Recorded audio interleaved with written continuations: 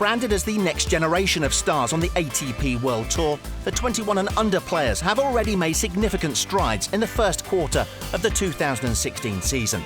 Here's a look back at how they performed on and off the court. The year kicked off in style as two next-gen stars achieved new milestones. Borna Coric reached his first ATP World Tour final, falling to Stan Wawrinka in India.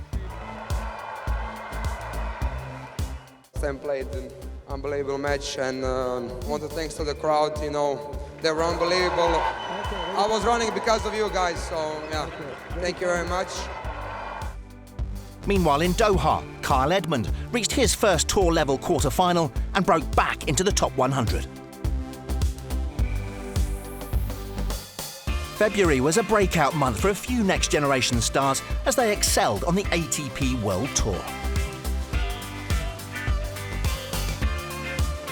In Montpellier, Alexander Zverev made his third ATP World Tour semi-final, defeating Marin Cilic en route, his biggest scalp to date.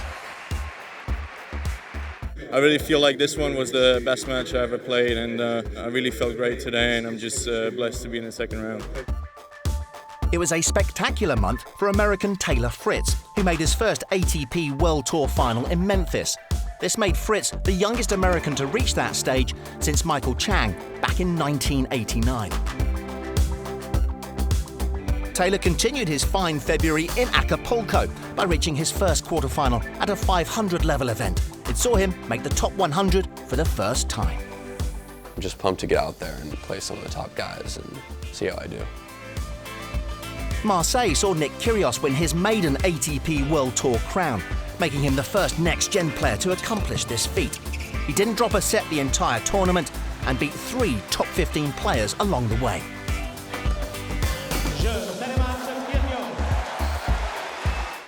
And Kyrgios continued that form by reaching the semi-finals in Dubai.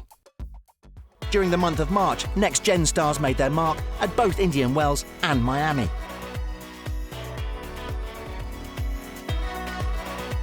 California saw the official launch of the Next Gen campaign. The guys that are younger, like the teenagers, 20, 21, so starting to come through now.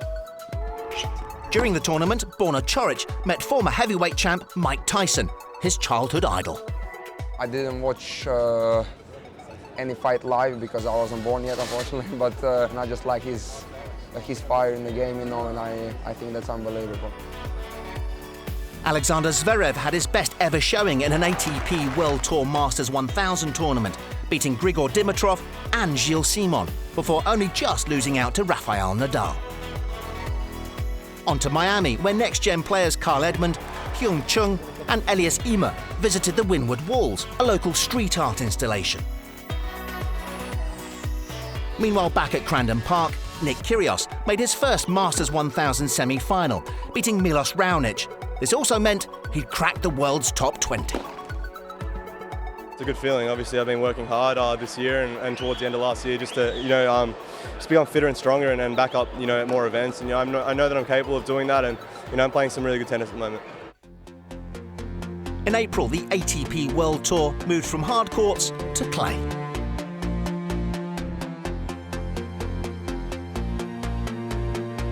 In Houston, Chung of South Korea reached his first quarter-final of the season. Meanwhile, in Marrakesh, Morocco, Borna Coric made his second final of the year, but couldn't defeat Federico Del Bonis. The young Croat came into April as the only teenager in the top 50.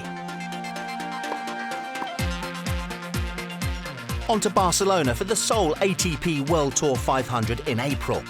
Khachanov beat Roberto Bautista Agut in the second round, the first top 20 win of his career. The young Russian bowed out in the round of 16. Zverev reached another milestone, breaking into the top 50 after also reaching the round of 16. In Estoril, Kyrgios took some time away from the court for a little ride-along on the Autodrome racetrack. Pretty scary at first, but then when you get in the car and you really experience how good they are, it's like, us playing tennis, it's put all trust in them, and then they did an unbelievable job and it was a lot of fun. He would go on to defeat Coric in the quarter-finals as he made the final four. In his home nation, Germany's Alexander Zverev closed out April by reaching the semis in Munich, upsetting top seed David Goffin in the quarter-finals.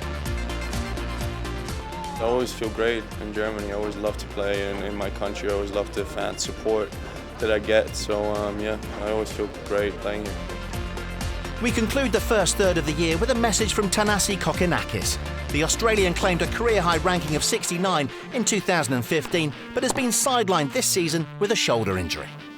Hi everyone, Thanasi here. I'm working hard every day, trying to get back to where I was, and I'm looking forward to coming back hopefully late May, early June, but we'll see how it goes. Thanks for your support. And we wish him well. Heading to the second third of the season, all eyes are on these next-gen stars of the future.